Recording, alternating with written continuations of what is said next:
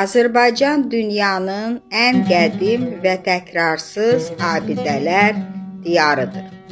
Xudafərin körpüsü 1027-ci ildə Şəddətli hökmdarı Fəzl ibn Məhəmməd tərəfindən rəvadilərlə mübarizə aparmaq üçün inşa olunub. Unikal memarlıq abidəsi olan körpüdə Azərbaycan Memarlıq Məktəbinin üslubu izlənilməkdədir.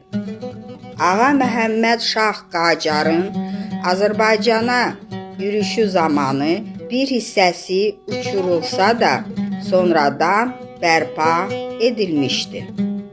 Təxminən 8-ci, 9-cu il əvvəl tikildiyi Xudafərin körpüləri Araz çayının şimal və cənub sahillərini birləşdirirdi.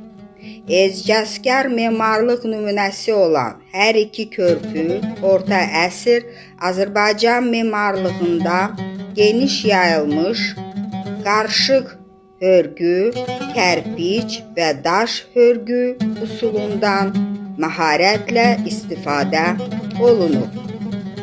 Tarixən Xudafərin körpüsü Azərbaycanın güzeyi ilə güneyinin əlaqəsini möhkəmləndirən yeganə vasitə olub. Artıq bu körpülər Azərbaycan xalqının mənəvi birliyinin simvoluna çevrilmişdir. Cəbrayıl ərazisində nəinki təkcə Xudafərin körpüləri, eyni zamanda Azərbaycan memarlıq sənəti sahəsində bir çox monumental abidələr, qalalar, türbələr, məscidlər var. 18 oktyabr 2020-ci il tarixdə Xudafərin körpüsü üzərində Azərbaycan bayrağı ucaldıldı.